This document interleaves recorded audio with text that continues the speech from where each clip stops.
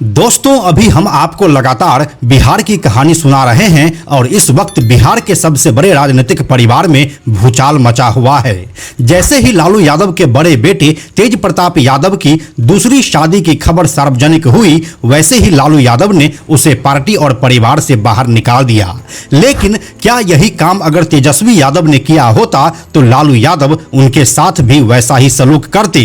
तो इसका सीधा सा जवाब है नहीं, क्योंकि तेज प्रताप यादव का राजनीतिक कद तेजस्वी यादव से कम है, इसलिए वह आसान शिकार बने। लेकिन क्या आपने कभी यह सोचा कि जब दोनों भाई एक ही साथ राजनीति में आए तो बड़े होने के बावजूद भी तेज प्रताप यादव कैसे पिछड़ गए और तेजस्वी यादव ने बाजी मार ली? आइए आपको बताते हैं पूरी और दिलचस्प कहानी आज के इस वीडियो में। हेलो एंड नमस्कार, मेरा नाम है प्रशांत और आप देख रहे हैं बेजोड़जोड़ा.com का यूट्यूब चैनल। दोस्तों, इस पूरी कहानी की शुरुआत होती है साल 2015 के बिहार विधानसभा चुनाव से। इस चुनाव में लालू प्रसाद यादव और नीतीश कुमार साथ में मिलकर चुनाव लड़े थे और इनकी जीत भी हुई थी।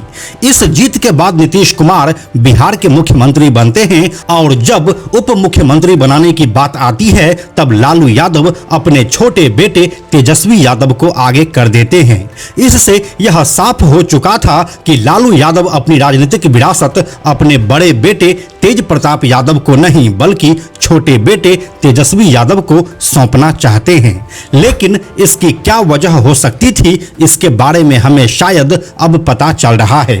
तेज प्रताप यादव की अभी जो गतिविधि मीडिया के सामने आ रही है वो शायद लालू यादव और उनके परिवार को पहले से ही पता था और इसीलिए लालू यादव अपना राजनीतिक वारिस तेज प्रताप यादव में नहीं बल्कि तेजस्वी यादव में देखने लगे थे। हालांकि साल 2015 के चुनावी परिणाम के बाद तेज प्रताप यादव को स्वास्थ्य मंत्री बनाया गया था, लेकिन बावजूद इसके वो कभी भी अपनी राजनीति को लेकर सीरियस नहीं दिखे। वो कभी किसी रूप में सामने आते तो कभी किसी रूप में।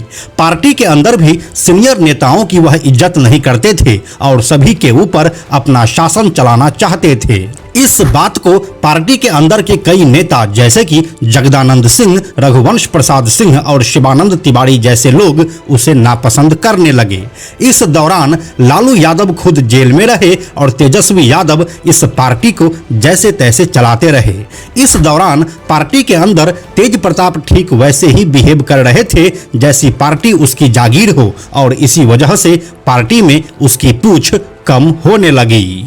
जब तेज प्रताप यादव की पूछ पार्टी में कम होने लगी तो पार्टी को चलाने वाले अहम फैसलों के लिए वरिष्ठ नेतागण तेजस्वी यादव से मिलने लगे और फिर धीरे धीरे तेज प्रताप यादव पूरे सीन से ही बाहर हो गए। इस दौरान तेज प्रताप यादव ने अपनी कई नए संगठनों का ऐलान भी कर दिया और एक विधायक मंत्री होते हुए भी वह एक यूट्यूब व्लॉगर बन गए।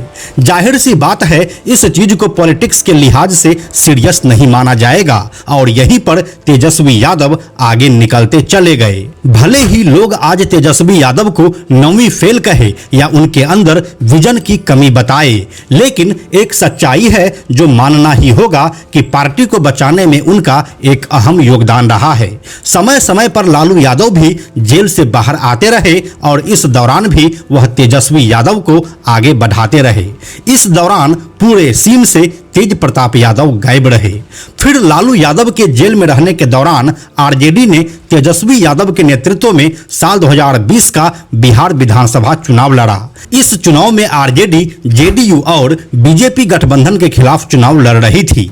इसके बावजूद 80 सीटों पर जीतकर आरजेडी बिहार की सबसे बड़ी पार्टी बन गई। फिर अप्रैल 2022 में जेल से बाहर आने के बाद लालू यादव ने कहा था, तेजस्वी यादव हमसे भी बहुत आगे निकल चुके हैं। किसी के बनाने से कोई नहीं बनता है बल्कि वह खुद बन जाता है।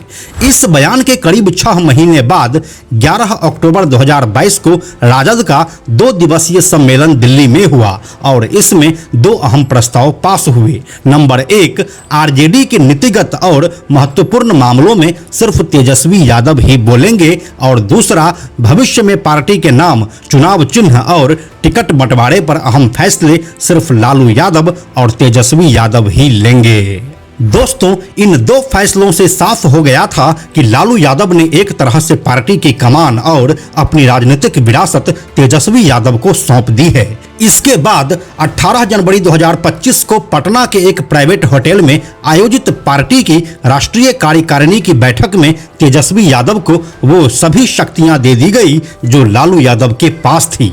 राजद के संविधान की धारा 35A में संशोधन किया गया और लालू के साथ साथ तेजस्वी यादव को पार्टी से जुड़े सभी फैसले और साथ ही चुनाव में सिंबल जारी करने का अधिकार भी मिल गया। इससे यह जाहिर हो गया कि राजद में अब तेजस्वी युग है और अब तो तेज प्रताप यादव पार्टी के साथ परिवार से भी बाहर निकाला जा चुका है। तो दोस्तों, यही थी बिहार के पॉलिटिक्स में तेजस्वी यादव के उदय और तेज प्रताप यादव के पतन की कहानी।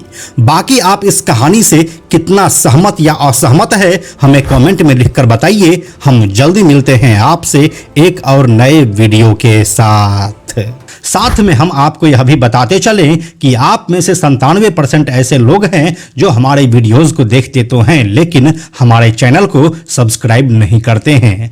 ऐसे लोगों से हमारी हाथ जोड़कर विनती है कि अगर आपको हमारे वीडियोस पसंद आ रहे हैं तो आप बेजोड़ जोड़ा के इस चैनल को सब्सक्राइब जरूर कर लीजिए।